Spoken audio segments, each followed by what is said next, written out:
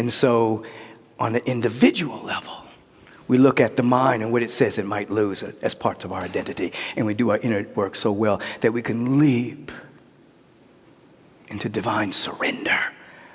More good than I could possibly imagine.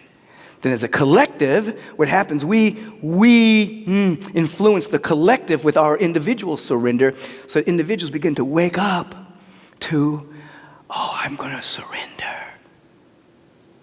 I'm going to lift my vibration. And eventually, the structures of the mind that individuals are holding, where racism is concerned, or sexism is concerned, or homophobia is concerned, those walls begin to break down. Because after a while, it's nonsensical. We can all rise. Why? We live in a field of abundance. Even though the lie that is told to you on a regular basis is that there's lack and limitation. Turn on the news anytime, and you'll be hit with fear around disease, and you'll be hit with the lie of lack. It's just par for the course of an old paradigm. But when you begin to study metaphysics, beyond the physical, that leads to mysticism, you'll be hit with the truth. You live in a sea of abundance. Eternal energy, never decaying, never being destroyed, never running out, just transmuting itself. And you begin to inundate yourself with the truth of the truth of the truth through your prayer and your meditation. Woo! You pop out of that world. And then what happens? Your life experience begins to change.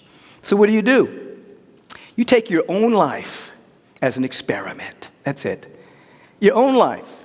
And you look at your own life and you see where there needs to be a quote-unquote healing. We call that a revelation, meaning that wholeness is already intrinsically there.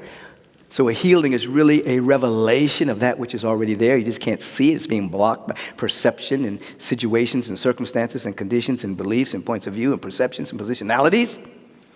You work on yourself until you convince yourself. You argue with yourself.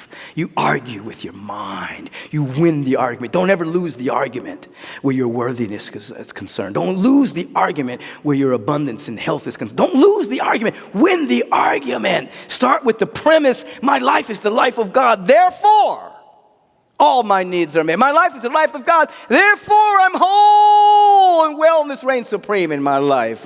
My life is the life of God. Therefore, safety and well-being reigns supreme, and I'm protected and sustained by the presence of God. You win the argument. And then, as you win the argument within yourself, you become a part of a living field of beings that you may never meet personally. A living field of beings, a community, a brethren, a sisterin, humanitarians coming together, breathing possibility, holding vision. And the noosphere, the mental atmosphere of the planet begins to be seeded with possibility. Let me break it down one more way, then I'm going to stop. The thoughts you think and the words you say, they are a request.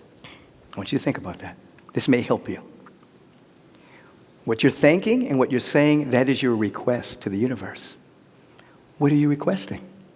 Whatever comes out of your mouth is a request. Because the universe doesn't even know, the universal law, I should say, it doesn't know you may not be serious. It doesn't know that you may be joking or whatever. It just knows vibration. So if you're constantly bemoaning your fate, you're sending out a request of that frequency to come visit you. I know. But listen, it's not personal. It's not like you're a bad person. It's none of that. It's just like, it's all frequency. What are you requesting? What are you requesting? Regularly. Now, if you're requesting through prayer and meditation, and you're putting out a request to wake up, to have a realization of your oneness with God, to have a greater flow of abundance, that will supersede the moments where you're in the funk. Absolutely. Because a higher frequency is much stronger than a lower frequency. So the moment you do fall into a slump and you're having a bad day or whatever the case may be, it's mitigated by your spiritual practice, you see. That's why you have to have a spiritual practice. So when you do stumble and fall, it gets swallowed up in your overall practice of practicing your oneness with God, your love of God, and your love of humanity. But just for those who are just beginning, just think about the fact that whatever's coming out of your mouth, if you look at it as a request, then it makes you more sober as to what comes out of your mouth. You see, sit with that for just a second. This is not to induce guilt. It's to induce awareness so that you up-level your practice, that I up-level my practice, that we up-level our practice, you see. So, you start from the beginning and go through this really fast, okay? Listen, with both ears. You may want to do this. You may just spiritual practice. You want to take this finger right here and put it in your right ear. This prevents what I'm saying from going in one ear and coming out the other. You see, I'm just saying, I'm a little nutty. But I don't want it to go in and come out. I want you to just catch this. We're living in the possibility of the impossible. What the world calls impossible is what we take on. We live in that dynamic. We're not to coast and rest in the status quo, but we are hearing the teachings of Jesus that's saying that foxes have holes and birds have nests, but there's no place for us to rest except, as St. Augustine would say, to rest in God, to rest in the evolutionary impulse that governs all creation. Your joy comes in constantly expressing more and more and more of yourself, activating your potential. We're saying, ready or not, here I come. Ready or not, here I am. It's going to find you and make you worthy. So ready or not, here it is. All of the presence is right here and right now. And your work is to make you ready, ripe, available. So the knots that are within you are untied and you're setting yourself free. You're not just bouncing back between running from pain and running to pleasure. Nothing wrong with pleasure. I'm just saying everything has a side effect. However, you're coming into the deep states of bliss at the ocean of your own being, which is pleasurable and beyond.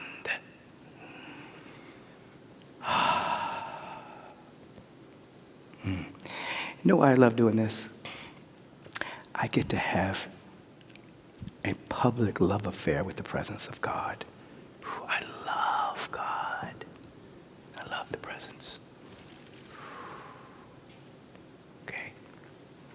So then you're letting go of the part of you that's afraid to let go because it's afraid of a loss if you totally give yourself over. So then you're preparing yourself for a leap into a greater expression of life. I think I need to stop right there. Just feel into this. Just feel into this. And then feel. This is we're vibrational beings. The word that comes out of your mouth on a regular basis is a request. The thoughts you keep thinking over and over and over again, that's a request. Just look at yourself from time to time. What did I just request the last 5 minutes when I was on an automatic? In my awareness, I have said to myself over and over for so many years the word peace, that when I'm not even thinking anything, the word peace just kind of goes into my awareness. It's peace, just peace, just peace. You see? You want to develop such a practice within yourself that even your automatic pilot is an affirmation. Peace, love, abundance, joy, generosity, beauty, whatever. It's all a request. It's a vibrational request. What are you requesting? Use your own life as an experiment. And then you'll consciously or unconsciously or with deliberate intent join the great calling of taking our planet and our species to the next level of unfolding.